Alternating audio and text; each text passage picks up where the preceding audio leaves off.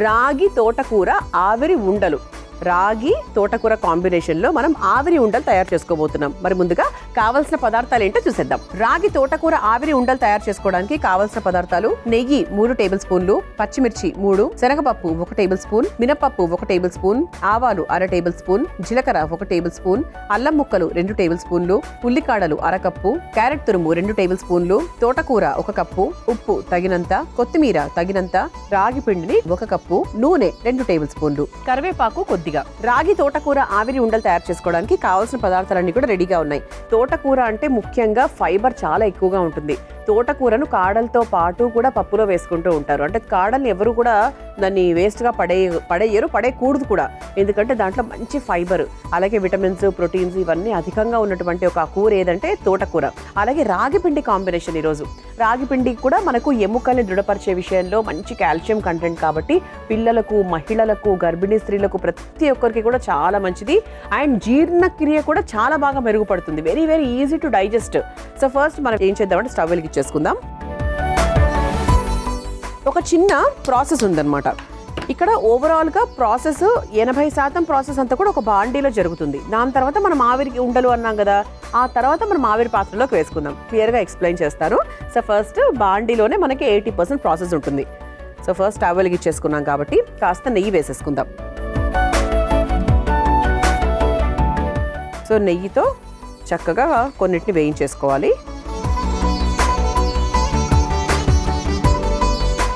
నెయ్యి మనకు లైట్గా కరిగిన తర్వాత ఇక మనకు పోపు, మామూలుగా మన సౌత్ ఇండియన్ పోపు ఉంటుంది కదా, సో ఆ పోపుతో మొదలు పెట్టేసుకుందాం. ఆవిరితో ఏది చేసినా కూడా ఒకటి హెల్దీ, ఒకటి టేస్టీ. ఆటోమేటిక్గా టేస్ట్ వచ్చేస్తుంది ఆవిరిలో చేస్తే. అది ఏంటో అర్థం కాదు కానీ ఆటోమేటిక్ టేస్ట్. నెయ్యి కాస్త కరిగిన తర్వాత ఆవాలు, అలాగే జీలకర్ర, అలాగే మినప్పప్పు. ఇంకా పప్పులు చూసుకోండి, ఇంకా మీ ఇష్టం బట్టి. మీకు ఎక్కువ పప్పులు కావాలంటే కొంచెం పప్పులు అలా పోపు తగలాలి అంటే అలా వేసుకోవచ్చు. కొంతమందికి అంత ఇష్టం ఉండదు, దాన్ని బట్టి మీరు చూసుకోవచ్చు. ఆ తర్వాత శనగపప్పు ఒకసారి వేయించేసుకుందాం. ఆ తర్వాత అల్లం ముక్కలు, సో ఘాటుకు తగ్గట్టుగా అల్లం ముక్కలు,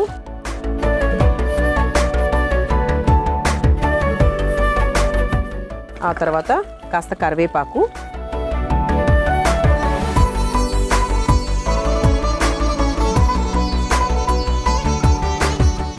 ఆ తర్వాత ఇదిగోండి కారానికి తగ్గట్టుగా పచ్చిమిరపకాయలు చాలా సన్నగా తరుక్కోవాలి.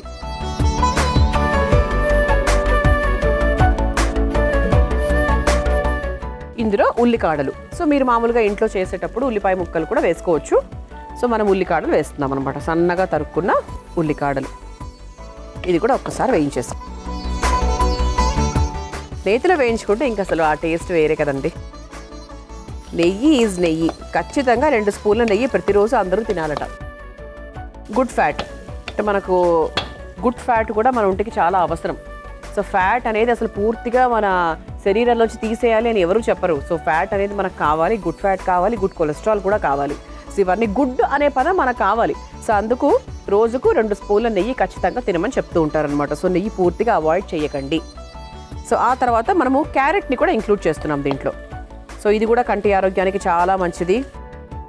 సో ఓవరాల్గా కంటి హెల్త్ని, కంటి సమస్యలు రాకుండా ఉండడానికి మనము ఇటువంటి ఫుడ్స్ అనేవి తీసుకుంటూ ఉండాలి. మన పూర్వీకులు ఇవన్నీ బాగా ఎక్కువగా తీసుకున్నారు కాబట్టి వాళ్ళకి ఎక్కువగా ఏ రోగాలు వచ్చేవి కాదు. సో ఈ మధ్యకాలం ఈ ఫాస్ట్ జనరేషన్లో అంటే లాస్ట్ 2 డికేడ్స్గా మనం చూసుకుంటే 2-3 డికేడ్స్గా కొద్దిగా ఏంటి అంటే అప్పటి వాళ్ళతో 50 సంవత్సరాల ముందు వాళ్ళతో పోల్చుకుంటే డెఫినెట్గా లాస్ట్ 20 సంవత్సరాల వాళ్ళు కొంచెం వీకే. ఈ జనరేషన్ ఏంటి ఇంకా వీక్ ముందు జనరేషన్తో పోల్చుకుంటే. అంటే వాల్యూస్, వంటల వాడకాలు, పదార్థాల వాడకాలు ఇవన్నీ కాస్త కొంచెం అలా తగ్గిపోతూ ఉన్నాయి. ఇప్పుడు అవేర్నెస్ వచ్చి కొంచెం అలా మళ్ళీ కొంచెం ఎలివేట్ అవుతున్నాయి అనుకోండి. ఓకే, సో ఇప్పుడు ఏంటి అంటే క్యారెట్ కూడా లైట్గా వేగిపోయింది. తోటకూర సన్నగా చక్కగా కట్ చేసుకొని పెట్టుకున్నాము. సో తోటకూరను కూడా దీనికి సమానంగా మనం తీసుకునే క్వాంటిటీకి తగ్గట్టుగా వేసుకుందాం. చూద్దాం, ఒక్కసారి వేయించుకున్నాక ఇంకా అవసరం అయితే వేసుకోవచ్చు. అంటే ఆకుకూరలు కదండి, మనం ఎంత వేసినా కూడా దగ్గరికి అయిపోతూ ఉంటాయి కాబట్టి చూద్దాం. టేస్ట్ అండి. అంటే మనకు ఆకుకూరలు అన్నీ కూడా చాలా టేస్టీ. పాలకూర చాలా టేస్టీగా ఉంటుంది, తోటకూర చాలా బాగుంటుంది. తోటకూర కూర పెసరపప్పు వేసుకొని తింటే కూడా చాలా బాగుంటుంది కదా.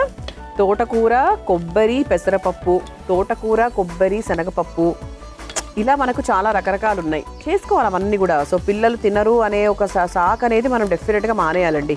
సో వాళ్ళకి నేనంటాను, వాళ్ళకి అన్ని వాల్యూస్ గురించి చెప్పి తినిపిస్తే ఇంకా బాగుంటుందేమో అనేది. బికాజ్ వాళ్ళకు ఒక రోజు కాకపోతే ఇంకో రోజు వాళ్ళకి అర్థమవుతుంది కదా. అంటే నేను 4 ఏళ్ల లోపల పిల్లల గురించి మాట్లాడట్లేదు, 7, 8 years 10 years పిల్లల గురించి మాట్లాడుతున్నాను. అసలే ఈ మధ్య పిల్లలు చాలా ఫాస్ట్ అయిపోయారు, అన్నీ అర్థం చేసుకుంటున్నారు. ఇది ఎందుకు అర్థం చేసుకోరు? ఓకే, సో కొంచెం మనకు ఆ పచ్చివాసన పోవాలి. అండ్ ఇప్పుడు దీంట్లో కాస్త ఉప్పు కూడా యాడ్ చేసుకుందాం. ఇంకొంచెం ఫాస్ట్గా అవుతుంది ప్రాసెస్ కూడా. సో దీనికి తగ్గట్టుగా ఉప్పు అండ్ ఓవరాల్గా వంటకు తగ్గ ఉప్పు వేసేస్తున్నాను.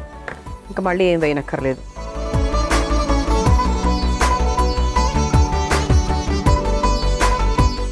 సో చక్కగా ఇది వేయించేసుకున్నాక ఇది సిమ్లోనే పెట్టుకుందాం. ఇప్పుడు ఇందులో మనం కాస్త వాటర్ యాడ్ చేసుకుందాం. ఓకే, కొంచెం ఎక్కువగానే. ఎందుకు అనేది చెప్తాను. ఒక్కసారి వాటర్ యాడ్ చేసుకొని ఇది కొంచెం మనకు మరీ మరుగుతున్నప్పుడే కాకుండా ఈ లోపే రాగి పిండిని చక్కగా కొంచెం కొంచెంగా వేసుకుంటూ కలుపుకుందాం. ఎలా రావాలి అంటే మనకు రాగి ముద్ద ఉంటుంది కదా, ఆ కన్సిస్టెన్సీ వరకు చూసుకోవాలి.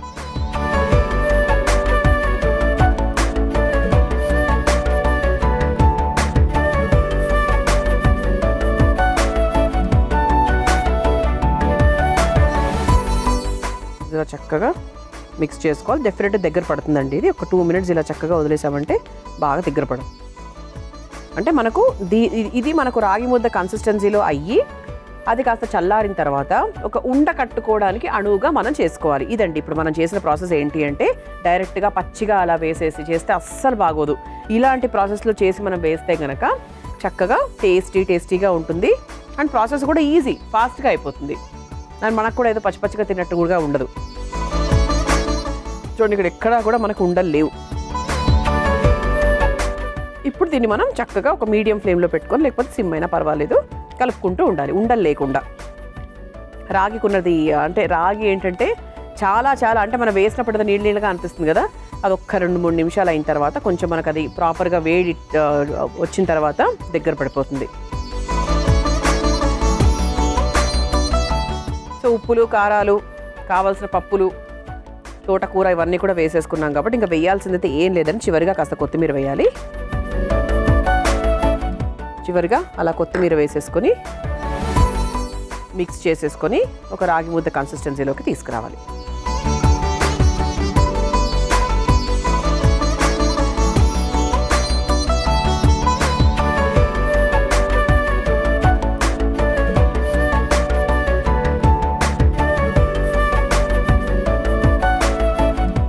చూసారా, ఒక్క 2-3 minutes అయితే చక్కగా మనకి ఇలా కన్సిస్టెన్సీలో అయిపోయింది. ఇది ఇంకొంచెం మనకు చల్లారిన తర్వాత ఇంకా దగ్గర పడుతుంది. అంటే మనకు ఉండలు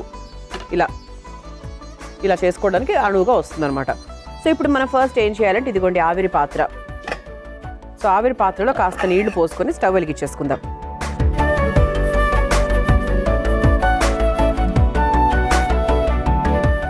ఇప్పుడు స్టవ్ వెలిగించేసుకుందాం. ఓకే, సో నీళ్లు వేడయ్యేలోపు మనం ఏం చేయాలంటే ఇదిగోండి ఇలా ఒక ఆవిరి ప్లేట్ తీసుకున్నాం కదా. సో చేతికి కాస్త నూనె నెయ్యో రాసుకొని ఇదిగోండి ఉండల్ని ఇలా తీసుకుందాం. ఇక మనకు కావాల్సిన సైజ్ని బట్టి మనం తీసుకోవచ్చు. చిట్టిగా బుజ్జిగా తీసుకోవాలి అనుకుంటే ఈ సైజులో మనం తీసుకోవచ్చు. సో అంతకన్నా ముందు కాస్త నూనెని మన ప్లేట్కి కూడా రాసేసుకుందాం. బెటర్ కదా, అంటుకోకుండా వస్తుంది. ఓకే, ఇలా మనం ఉండలు తయారు చేసుకొని ఈ ఆవిరి ప్లేట్లో పెట్టేసుకుందాం.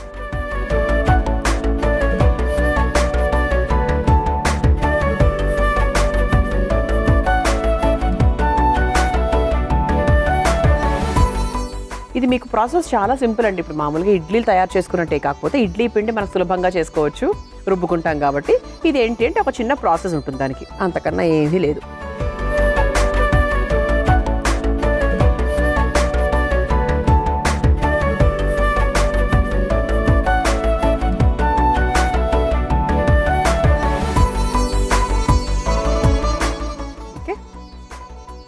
సో ఈ విధంగా మనం తయారు చేసుకొని చక్కగా ఈ ఆవిరి ప్లేట్ పాత్రలో పెట్టేసుకుందాం.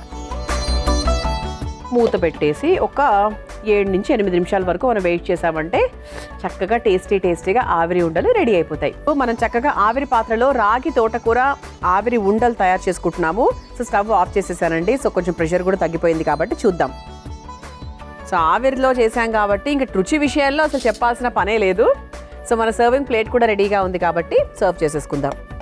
చూసారా మనకి కింద మనకు నూనె రాయడం వల్ల అసలు ఎక్కడ కూడా అంటుకోవట్లేదు. అండ్ అంటుకోకుండా చూసారా ఇలా వచ్చాయి కాబట్టి మనకి నీట్గా ఉడికిపోయిందని అర్థం అనమాట. సో దీన్ని చక్కగా ఒక ప్లేట్లోకి సర్వ్ చేసేసుకుందాం. తెలుస్తుంది కదండి ఇందులో రాగి ఉపయోగించాము అని క్లారిటీగా తెలుస్తుంది. ఎందుకంటే మనకి రాగి కలర్ మంచి డామినెంట్ కలరు.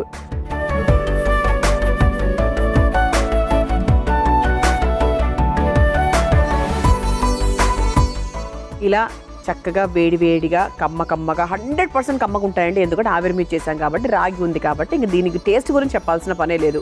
సో రాగి తోటకూర ఆవిరి ఉండలు మీరు తయారు చేసుకోవాలనుకుంటే కావాల్సిన పదార్థాలు తయారు చేసుకునే విధానం మరొకసారి చూసేయండి. రాగి తోటకూర ఆవిరి ఉండలు తయారు చేసుకోవడానికి కావాల్సిన పదార్థాలు: నెయ్యి 3 టేబుల్ స్పూన్లు, పచ్చిమిర్చి 3, శనగపప్పు 1 టేబుల్ స్పూన్, మినపప్పు 1 టేబుల్ స్పూన్, ఆవాలు 1/2 టేబుల్ స్పూన్, జీలకర్ర 1 టేబుల్ స్పూన్, అల్లం ముక్కలు 2 టేబుల్ స్పూన్లు, ఉల్లికాడలు 1/2 కప్పు, క్యారెట్ తురుము 2 టేబుల్ స్పూన్లు, తోటకూర 1 కప్పు, ఉప్పు తగినంత, కొత్తిమీర తగినంత, రాగి పిండిని 1 కప్పు, నూనె 2 టేబుల్ స్పూన్లు, కరివేపాకు కొద్దిగా. రాగి తోటకూర ఆవిరి ఉండలు తయారు చేసుకునే విధానం: ముందుగా స్టవ్ వెలిగించి బాండీలో నెయ్యి వేసి కరిగాక అందులో ఆవాలు, జీలకర్ర, మినపప్పు, శనగపప్పు, అల్లం ముక్కలు, కరివేపాకు, పచ్చిమిర్చి, ఉల్లికాడలు వేసి వేగాక అందులో క్యారెట్ తురుము, తోటకూర, ఉప్పు, నీళ్లు, కాస్త రాగి పిండి వేసి చివరిగా కాస్త కొత్తిమీరను కూడా వేసి ఉండలు లేకుండా కలుపుకొని చల్లార్చుకోవాలి. ఆ తర్వాత ఆవిరి పాత్రలో కాస్త నీళ్లు పోసి వేడి చేసుకోవాలి. ఇప్పుడు ఆవిరి పాత్రకి కాస్త నూనె రాసుకొని చల్లార్చుకున్న రాగి మిశ్రమాన్ని ఉండల్లాగా చుట్టుకొని ఆవిరి పాత్రలో పెట్టి ఆవిరి మీద ఉడికించుకొని చివరిగా ఒక సర్వింగ్ ప్లేట్ లోకి తీసుకొని సర్వ్ చేసుకుంటే రాగి తోటకూర ఆవిరి ఉండలు రెడీ.